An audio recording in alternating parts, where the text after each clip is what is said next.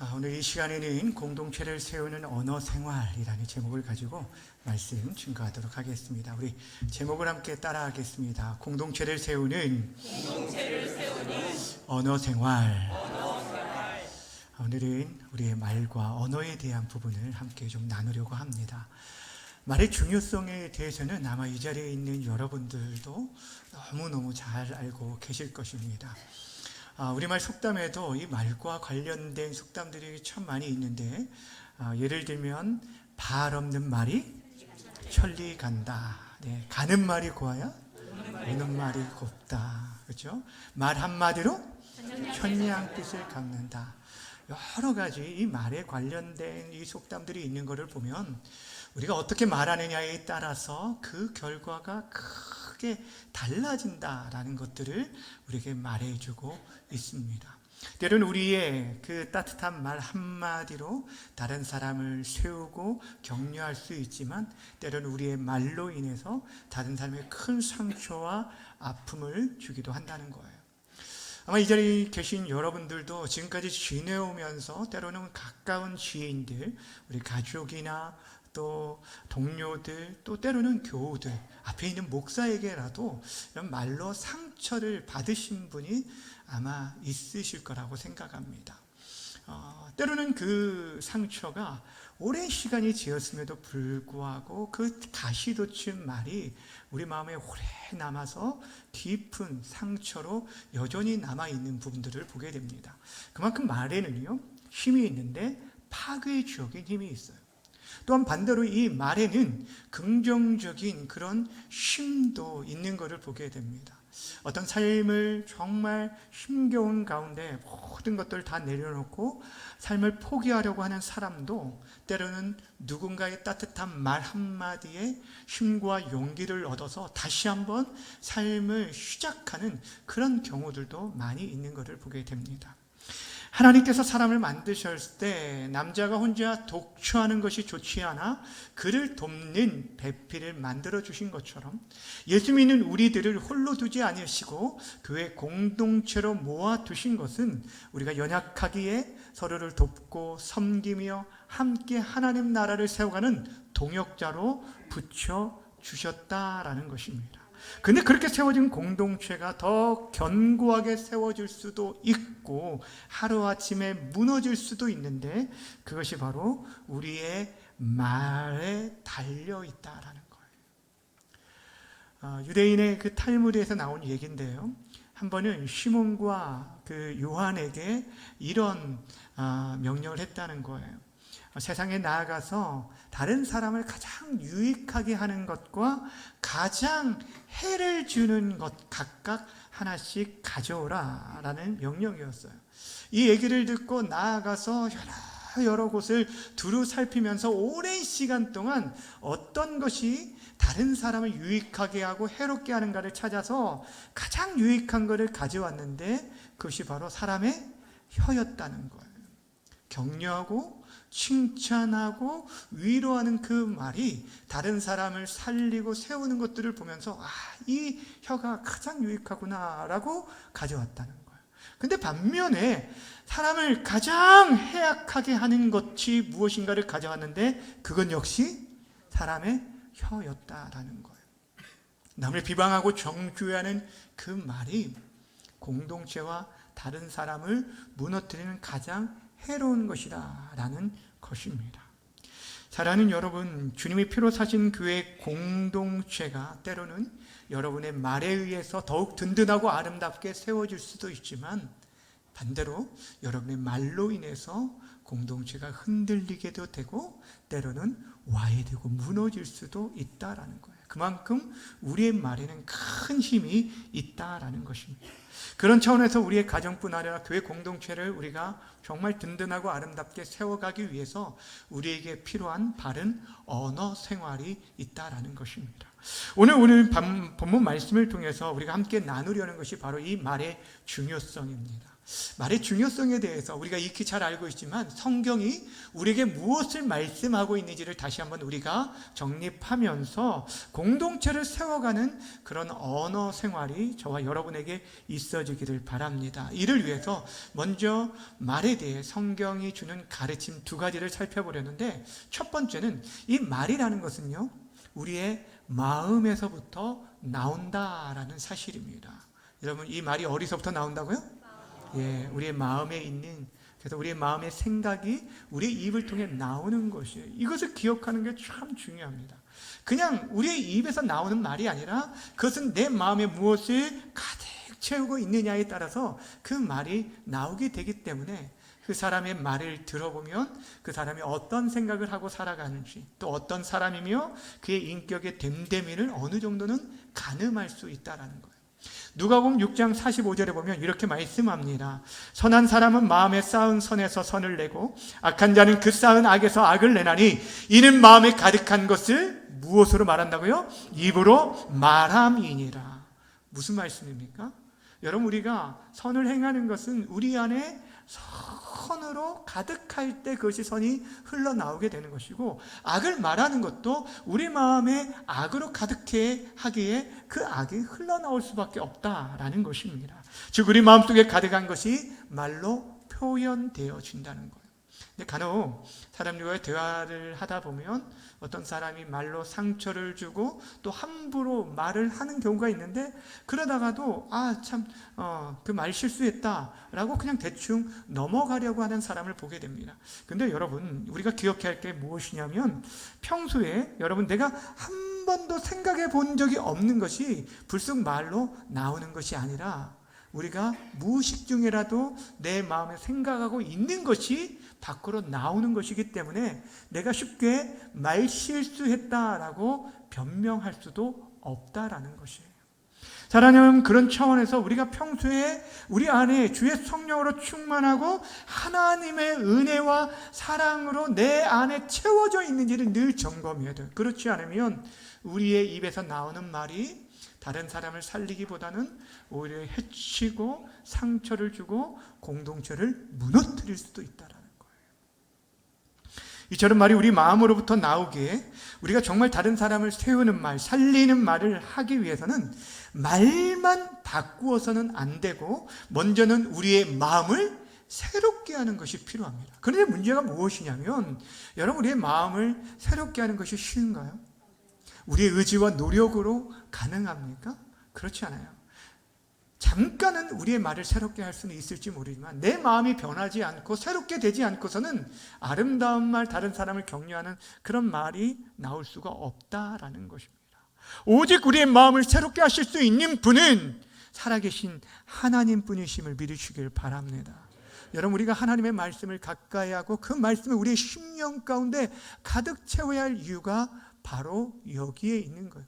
진리의 성령께서 우리 가운데 거하실 때만이 우리가 우리의 옛사람의 그 거짓된 죄악된 모습이 아니라 하나님이 기뻐하시는 다른 사람을 살리는 은혜의 말을 우리가 할 수 있게 되어주는 것이에요. 새 사람으로 변화되어질 때만이 진실하고 거룩한 말, 다른 사람을 살리는 말을 할 수 있는 것입니다. 그렇게 내가 어떠한 말을 할 것인가를 생각하기에 앞서서 지금 내 마음에 무엇으로 가득히 채워져 있는지를 생각해 보시길 바랍니다. 바나 원하기는 여러분의 심령이 날마다 내주하시는 성령으로 충만하여서 여러분의 말을 통해서 다른 사람을 살리고 공동체를 세워가는 귀한 은혜가 있기를 먼저 주님의 이름으로 간절히 축원합니다. 두 번째로 성경의 말에 대해서 가르치고 있는 게 무엇이냐면, 우리가 하는 모든 말에는 그 결과가 반드시 따라온다라는 것이에요. 여러분, 우리 하는 모든 말이 뭐가 따라온다고요? 그 결과가 반드시 따라온다는 거예요. 오늘 본문 말씀이 이것을 말씀해 주고 있는데, 본문 잠언 18장 20절과 21절 말씀을 다시 한번 함께 읽도록 하겠습니다. 시작. 사람은 입에서 나오는 열매로 말미암아 배부르게 되나니 곧 그의 입술에서 나는 것으로 말미암아 만족하게 되느니라. 죽고 사는 것이 혀의 힘에 달렸나니 혀를 쓰기 좋아하는 자는 혀의 열매를 먹으리라. 아멘. 무엇을 말씀합니까? 죽고 사는 것이 어디에 달렸다고요? 혀의 힘에 달렸대요. 그리고 그 혀의 열매를 결국에 우리가 먹게 될 것을 말씀하고 있습니다. 그렇습니다. 사랑하는 여러분, 우리의 입에서 나아간 말은 말 그대로 활시를 떠난 화살과 같아서 결코 돌아오지 않고요, 그것은 사라지지 않습니다. 어떤 형태로든 열매를 맺게 되어 있다라는 것이에요. 그리고 그 열매를 결국적으로 누가 먹게 되냐면 말한 당사자와 그의 자녀들이 그 열매를 먹게 되어진다라는 것이에요. 사랑하는 여러분, 왜 우리의 말이 힘이 있을까요? 그 말씀에, 그 말에 왜 능력이 있을까요? 하나님께서 이 세상을 창조할 때 그의 말씀으로 창조했습니다. 빛이 있으라 라고 했을 때 빛이 있었습니다. 하나님의 말에는 능력이 있고 힘이 있습니다. 그런데 그의 형상대로 지음받은 저와 여러분들에게도 말에 권세를 주었기 때문에 여러분의 말을 어떻게 사용하느냐가 너무너무 중요하다는 거예요. 무엇보다도 우리 인생에게 말에 힘이 있는 것은 무엇이냐면 우리의 모든 말을 지금도 살아계신 하나님이 듣고 계시기 때문이라는 거예요.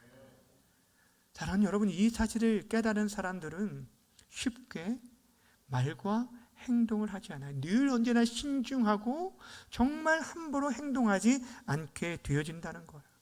성경에 보면은 우리의 잘못된 말의 결과가 얼마나 무섭게 나타나는지를 보여준 장면이 있는데, 우리가 알고 있듯이 이스라엘 백성들이 가나안 땅에 들어가기 전에 가나안 땅에 정탐꾼을 보낸 일들이 있습니다. 12명의 정탐꾼들을 그곳에 보내므로 40일 동안 그들은 하나님이 말씀하신 대로 정말 그 땅이 젖과 꿀이 흐르는 아주 풍요로운 땅이라는 것을 보고 왔습니다. 그런데 돌아와서 그들이 어떠한 보고를 하게 되었냐면, 다 좋은데, 그 땅이 다 좋은데 그 땅에 살고 있는 가나안 족속, 그 가운데 거인 족속으로 불리는 이 아낙 자손들의 거대함을 보고 그들이 두려운 거예요. 겁이 났어요. 그래서 12명 중에 10명이 그 땅에 대해서 악평을 하며 그 땅에 우리는 절대 들어가지 못할 것이다, 그들의 보기에 우리는 메뚜기와 같다라고 하면서 그 땅에 대해서 악평을 하였습니다. 근데 이 말을 들은 이스라엘 회중들이 어떻게 반응을 했냐면 이렇게 원망하면서 이런 말을 했습니다. 민수기 14장 2절 말씀 함께 있습니다. 시작. 그들에게 이르기를 이스라엘 자손이 다 모세와 아론을 원망하며 온 회중이 그들에게 이르되 우리가 애굽 땅에서 죽었거나 이 광야에서 죽었으면 좋았을 것을. 뭘 하면 좋았을 것이라고 말합니까? 죽었으면 좋았을 것.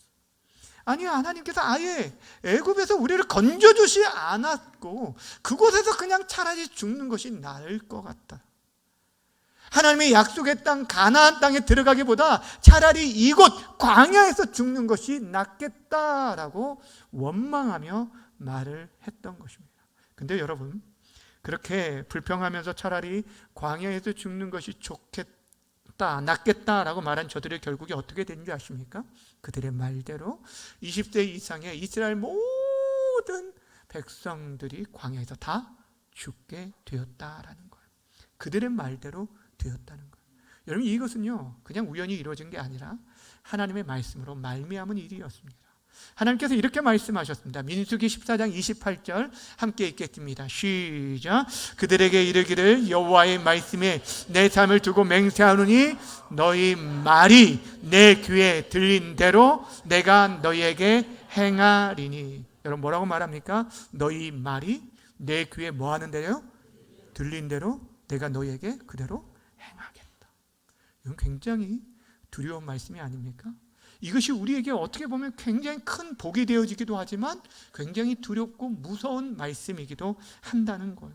이들은 이 말씀처럼 말 그대로 다 죽게 되었어요. 저들과 저들의 자손들이 그들이 한 말의 열매를 그대로 먹게 되었다는 것입니다. 사랑하는 여러분, 우리가 입술로 범죄하고 원망하는 것이 얼마나 무서운 일인지를 기억해야 합니다. 특별히 우리들이 조심해야 할 것이 무엇이냐면 가까이 있는 여러분의 자녀들과 가족들에게 하는 말이에요. 여러분이 어떠한 말을 하느냐에 따라서 그들의 인생이 달라지고 그들이 그 열매를 먹게 되어진다는 것. 사랑하는 여러분, 여러분은 어떤 말을 많이 하십니까? 여러분의 가정에서, 여러분 남편에게, 또 아내에게, 여러분의 자녀들에게, 여러분의 구역 식구들, 교구에서 여러분은 어떤 언어를 사용하십니까? 다른 사람을 살리는 말을 합니까? 죽이는 말을 합니까? 불평하며 원망하며 정죄하는 말을 많이 합니까? 믿음으로 격려하며 세우는 말을 많이 합니까? 우리들 특별히 말을 조심해야 할 때가 언제냐면 상대방이 실수하고 잘못했을 때, 또 화가 많이 났을 때, 여러분 그때 말 실수를 하기가 쉽습니다. 근데 그럴수록 더더욱이 여러분 우리가 말을 아끼고 조심해야 한다라는 거예요. 정말 바라고 원하기는 우리의 모든 말의 결과가 반드시 따라온다라는 사실들을 여러분 다시 한번 기억하면서 부정적이고 비판적이고 정죄하고 판단하는 그 모든 말들을 다 벗어버리고 사랑하고 격려하고 위로하고 칭찬하는, 사람을 세우는 언어가 되어지기를 주님의 이름으로 축원합니다. 자, 그렇다면 우리가 가정뿐 아니라 주님의 몸된 교회를 아름답게 세워가기 위해서 어떤 말을 해야 할까? 신구약 성경 모두에 여러분 정말 많은 언어 사용에 대해서 우리에게 말씀해 주고 있는데, 오늘 이 시간에 두 가지만을 좀 생각해 보려고 합니다. 첫 번째는 무엇이냐면 말하기보다는 듣기를 더욱 힘써야 한다라는 것이에요. 무엇을 힘쓰라고요? 말하기보다 듣기를 더욱 힘써야 한다라는 거예요. 야고보서 1장 19절 말씀 함께 읽겠습니다. 시작. 내 사랑하는 형제들아, 너희가 알지니 사람마다 듣기는 속히 하고 말하기는 더디하며 성내기도 더디하라. 여러분, 무엇을 속히 하고 무엇을 더디라고 하냐면 말하는 것보다 듣는 것을 속히 하라, 그리고 말하는 것과 성내기는 더디하라 라고 얘기하고 있어요. 그런데 여러분, 문제가 뭐냐면 우리는 그 반대로 한다는 거죠. 네. 여러분, 다른 사람의 말을 귀로 듣지 않으려고 합니다. 오히려 내 말만 막 앞세우고 성을 내면서 말을 하게 되어지는 것을 보게 됩니다. 그런데 우리들이 경험해봐서 잘 알지 않습니까? 말을 그렇게 많이 하고 나면 늘 언제나 후회가 따라와요. 이 말은 하지 않았어야 하는데. 저도 사실 주일 이 예배 때 설교는 이렇게 거의 이렇게 아예 정확하게 다 100% 원고를 써서 와서 하는데, 수요 예배 때나 금요 예배 때는 때로는 이렇게 요약해서 오다 보니까 때로는 말을 실수할 때가 참 많아요. 그래서 막 그 후회하고 이 말은 안 했어야 하는데 할 때가 참 많이 있습니다. 근데 여러분, 우리들이 그렇다는 거예요. 이 말은 정말 하지 말았어야 할 텐데. 그런데 그러게 우리가 공동체를 세워가기 위해서 정말 중요한 언어 습관 중에 하나가 무엇이냐면 말을 많이 하기보다는 다른 사람의 말에 귀를 기울여야 한다는 거예요. 근데 대체로 제가 이제 오랫동안 이렇게 보면서 이렇게 사역하면서 많은 사람들을 만나잖아요. 근데 참 고집이 세고 죄송하지만 교만한 사람들이 다른 사람의 말을 들으려고 하지 않습니다.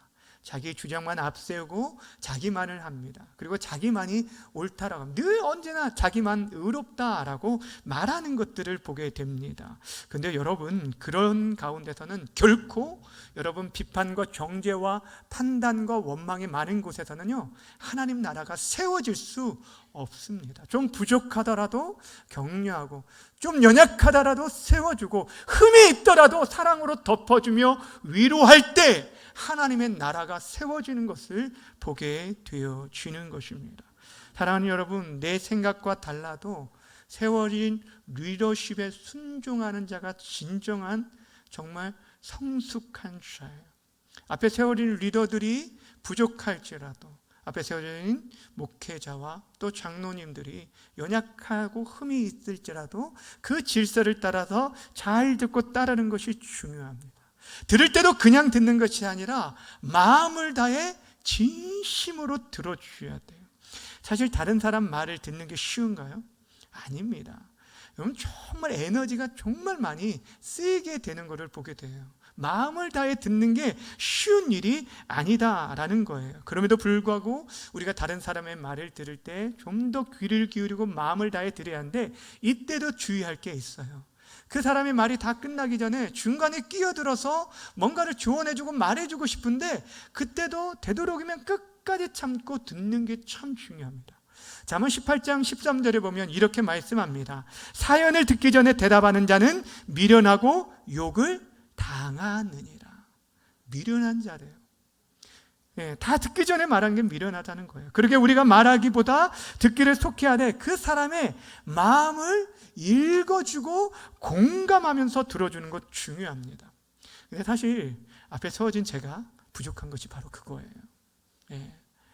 제 아내는 이런 부분에도 굉장히 잘 되어 있는데 저는 그렇지 못할 때가 참 많아요. 그래서 제 아내와 대화를 하다 보면 아내의 마음을 헤아리고 그의 그 마음을 들으려고 하기보다는 그냥 그 있는 텍스트를 가지고 분석하고 판단하며 듣는 습관이 처음에 있었어요. 그래서 때로 아내가 지인과의 관계 속에서 속상한 말을 쭉 얘기하면 저는 그 마음을 헤아리기보다는 야, 이것은 당신이 잘못했는데 내가 아무리 생각해도 이것은 당신이 잘못한 거야. 그리고 이 부분은 그 사람이 잘못했네 하면서 오히려 시시비비만을 가리려고 했다라는 거예요. 그런데 여러분, 제 아내가 저에게 말을 한 것은 그것이 옳고 그름을 몰라서 이야기한 것이 아니라 자신의 그 상한 마음을 뭐 해달라는 거예요? 이해해달라는 거죠. 공감해달라는 것이에요. 그냥 들어주라는 거예요. 그런데도 불구하고 저는 처음에는 그것이 안 돼서 계속 지적을 했어요. 남의 편만 들었어요. 그래서 남편인지는 모르겠지만 계속 그래가지고 참 이렇게 소통이 되지 않았을 때가 많았습니다. 근데 요즘은 참 부족하지만 제가 이제 아내와 대화를 하다 보면 먼저 그 아내의 마음을 헤아리려고 굉장히 노력을 합니다.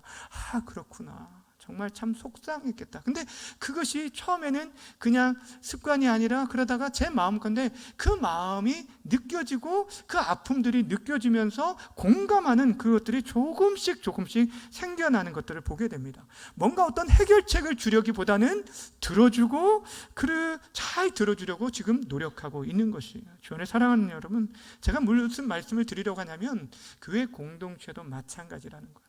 여러분 교구 모임을 할 때, 여러분 구역 모임을 할 때 여러분 지금 어떤 대화를 하고 있고 어떻게 다른 사람의 말을 경청하고 듣고 있고 공감하고 있는지 한번 생각해 보시기를 바랍니다.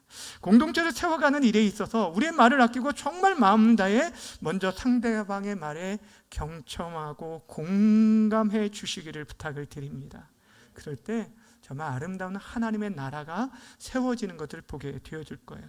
또 한 가지, 공동체를 세워가기 위해서 우리에게 필요한 언어 습관이 무엇이냐면 우리의 말이 단순한 의사 전달을 넘어서 다른 사람을 살리고 은혜의 말이 되게 해야 한다라는 거예요.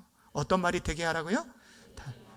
다른 사람을 살리는 은혜의 말이 되어야 한다라는 거예요. 똑같은 말이라도요, 다 같은 말이 아니더라고요. 어떤 말은 우리에게 힘이 되기도 하고 위로와 격려가 되어지는 말이 있습니다. 그것을 사도 바울은 마치 나는 그런 말이다라고 소개를 해줬어요. 골로새서 4장 6절 말씀 함께 읽어볼까요? 시작.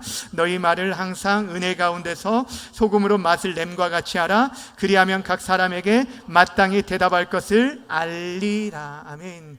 음식을 먹을 때 여러분 똑같은 음식이라도 소금이 들어간 것과 안 들어간 것, 간이 되어 있는 것과 안 들어간 것, 안 된 것은 이거는 완전 차이가 날 수밖에 없습니다. 근데 우리 말이 은혜 가운데 그런 맛을 내는 말이 되기 위해서 먼저는 우리 입술에서 버려야 할 것이 있다라고 말하는데 다시 바로 더러운 말을 버려야 한다. 아니 입 밖에도 내지 말아야 한다라고 사도 바울이 이렇게 말합니다. 에베소서 4장 29절도 함께 읽습니다. 시작.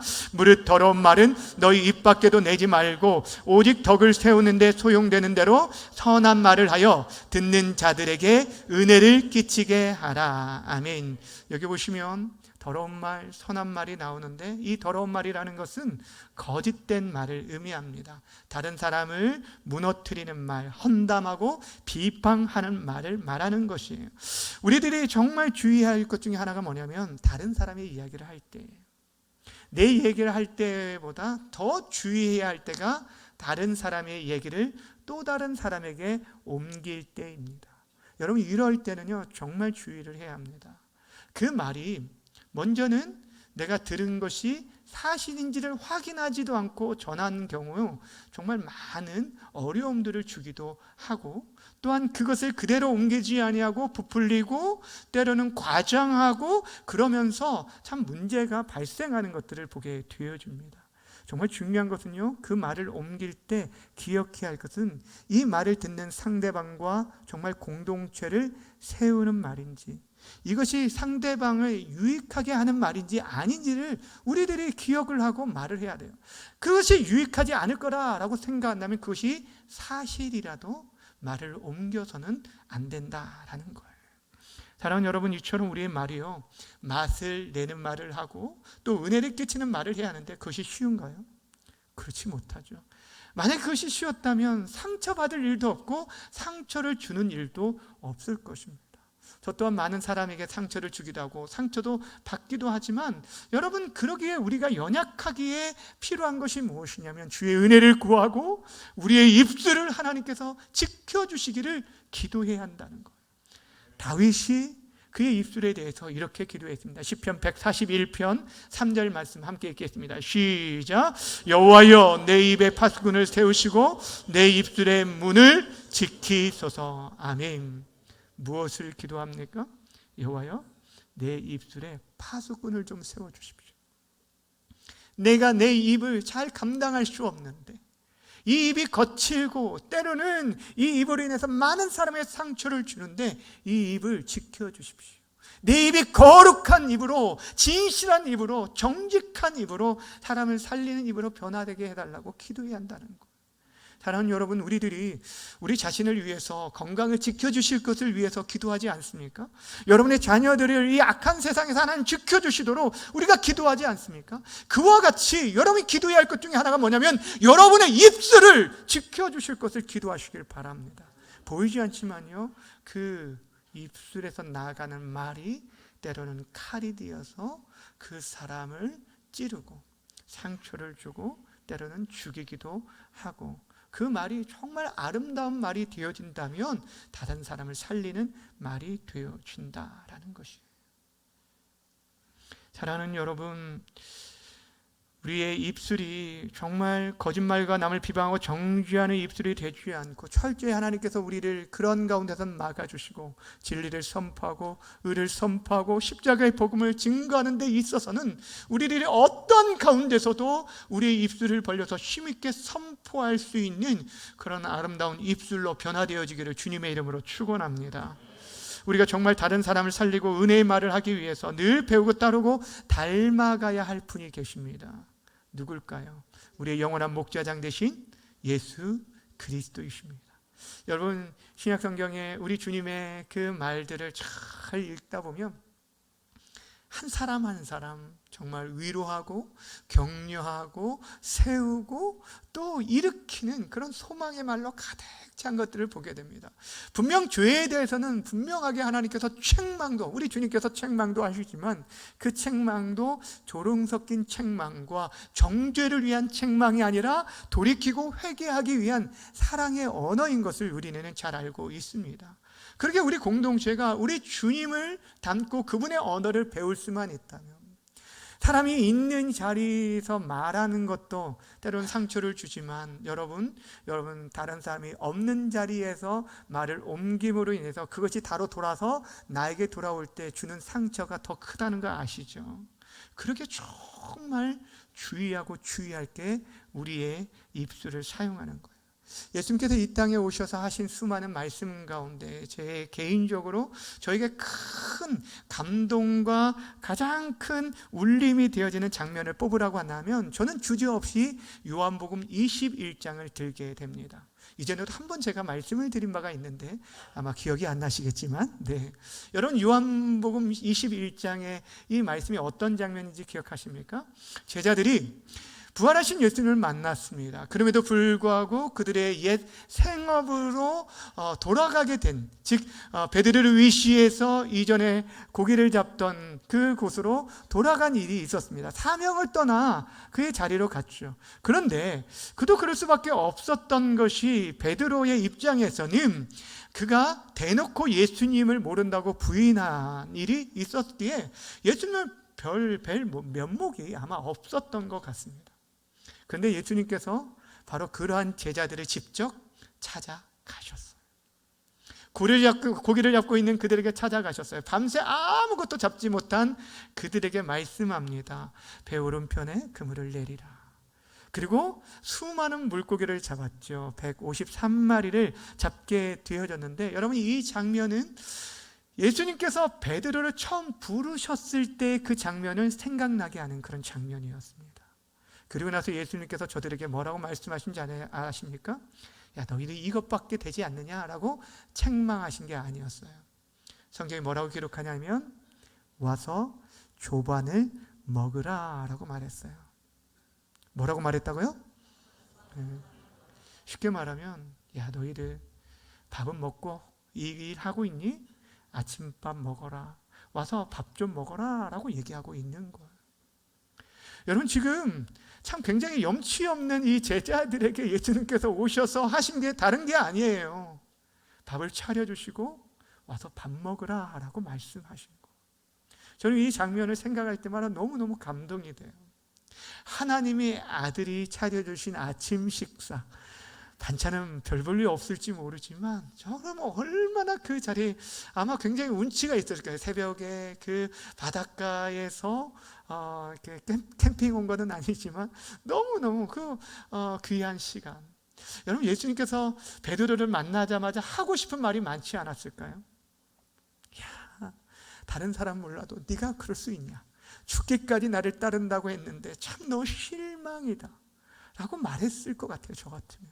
근데 예수님 그런 말씀 하나도 하지 않고 와서 밥 먹어라 라는 그 말씀 한마디였어요. 여러분, 그 말 한마디에는 모든 것이 담겨 있어요. 예수님의 위로와 사랑과 용서와 그 모든 것이 그 안에 다 담겨져 있다라는 거예요. 다른 말이 더 이상 필요하지 않을 정도로 그 안에 사랑의 말, 그러니까 이 말 한마디가 그만큼 중요하다라는 것입니다. 여러분, 그 말 한마디, 아마 이 베드로는 그날 아침에 식사를 그 은혜에 대한 감격 가운데 눈물 젖은 그 밥을 먹지 않았을까 생각해 봅니다. 그런 예수님의 사랑과 격려의 말로 인해서 그 자신의 남은 생애를 어떻게 살았는지 우리는 잘 알 것입니다. 정말 복음을 위해서, 주의 복음을 위해서 살고 마지막 순간 십자가에 거꾸려 못 박혀 순교하기까지 하나님 나라와 의를 위하여서 예수 그리스도의 신실한 제자로 살아갈 수 있었던 것, 바로 우리 주님의 그 따뜻한 사랑의 말씀으로 말미암았다라는 것입니다. 주의 사랑하는 여러분, 오늘 우리는요, 말에 대한 중요성을 함께 살펴보았습니다. 말에는 분명 힘이 있습니다. 사람을 살리기도 하고 죽이기도 하고 공동체를 세우기도 하고 무너뜨리기도 합니다. 중요한 것은 무엇이냐면, 나는 지금 어떠한 언어를 사용하고 있는가? 나는 지금 어떤 말을 가장 많이 하고 있는가? 나는 다른 사람에게 어떤 말을 많이 전하고 있는가? 여러분, 여러분의 말로 여러분의 교구가 세워지고 있습니까? 여러분의 구역이 세워지고 있고 여러분의 가정이 지금 세워지고 여러분이 가고 있는 곳에, 속한 곳에 공동체가 세워지고 있는지 한번 정직하게 한번 돌아보시기를 바랍니다. 기억하길 원하시는 것은 여러분이 하는 모든 말을 지금도 살아계신 하나님께서 다 듣고 계십니다. 내 귀에 들린 대로 내가 그들에게 행하리니 우리는 그 모든 열매를 그게 우리와 우리의 자손들이 먹게 되어질 거예요. 거듭나 우리 인생들에게 참 필요한 것들이 많이 있지만 그 가운데 하나가 무엇이냐면 우리의 혀가 거듭나야 한다. 우리의 혀가 새롭게 되어지고 우리의 혀가 정직하고 진실하게 거룩하게 변화되어야 한다는 것입니다. 진실로 바라고 원하기는 여러분의 입술의 말 가운데, 여러분의 입술의 말 가운데 더러운 말, 남을 비방하고 정죄하고 상처 주는 말을 완전히 벗어버리고 여러분의 말이 거듭나서 다른 사람을 격려하고 칭찬하고 위로하고 세워주는 말로 가득하기를 축복합니다. 이를 위해서 여러분의 심령 가운데 주의 은혜가 날마다 샘솟듯 하고 주의 성령으로 충만하셔서 여러분이 하는 그 말 한마디로 여러분의 자녀가 살아나고, 여러분의 구역이 살아나고, 교구가 살아나고, 공동체가 살아나고, 여러분의 직장이 살아나고, 아멘 할 때까지 할 거예요. 정말 여러분이 가는 곳곳마다 살아나는 역사가 있게 되어지기를 주님의 이름으로 간절히 축원합니다. 이 시간 우리 함께 찬양하길 원하는 곡이 있어요. 제가 이 주일학교 때 배웠던 찬양인데, 그 당시에는 이 가사가 무엇을 의미하는지는 사실 잘 모르고 그냥 불렀던 것 같아요. 그런데 어떤 찬양이냐면요, 나의 입술의 모든 말과 마음의 묵상이 주께 연락되길 원합니다 라는 찬양이에요. 이거를 천천히 찬양할 거거든요. 의미를 생각하면서 기도하는 마음으로, 하나님 정말 그렇습니다, 내 마음이 정말 거룩하고 주의 은혜로 충만해서 마음에 묵상하는 것까지 하나님께 연락되어져서 정말 응답되길 원합니다. 또 우리 말이 거룩해지길 원합니다. 그런 소원의 마음을 가지고 우리 함께 찬양합니다. 나의 입술의 모든 말과 나의 마음의 묵상이 주께 연락되기를 원하네. 생명이 되신 주, 생명이 되신 주, 반석이 되신 주, 나의 입술의 모든 말과 나의 입술의 모든 말과 나의 마음의 묵상이 주께 연락되기를. 우리 다시 한 번만 고백합시다. 나의 입술의 모든 말과 나의 입술의 모든 말과 나의 마음의 묵상이 주께 연락되기를 원하네. 생명이 소망이 되신 주, 소망이 되신 주, 능력이 되신 주, 능력이 되신 주, 나의 입술의 모든 말과 나의 마음의 묵상이 주께 연락되기를 원하네. 이제 우리 함께 기도하며 나아갔으면 좋겠습니다. 여러분, 우리가 다른 사람에게 말로써 상처 준 일이 있다면, 나도 모르게 이렇게 상처 준 일이 있다면 하나님 깨닫게 해주시고, 또 용서를 구할 수 있는 용기도 허락해 주시고, 무엇보다 우리의 입술에 파수꾼을 세워주시도록 기도했으면 좋겠습니다. 우리의 마음에 있는 것이 입을 통해 나온다고 하였는데, 하나님 우리의 교만한 것들, 죄악된 것들 용서해 주시고, 주의 성령을 날마다 충만케 해주셔서 다른 사람을 살리고 공동체를 하나님께 세워가는 주의 성도들이 되게 해달라고, 우리의 모든 말을 듣고 계신 하나님 앞에서 거룩한 말, 은혜의 말, 다른 사람을 살리는 말이 되게 해주십시오. 우리 주여 한번 부르고 들은 말씀 기억하면서 기도하며 나아갑니다.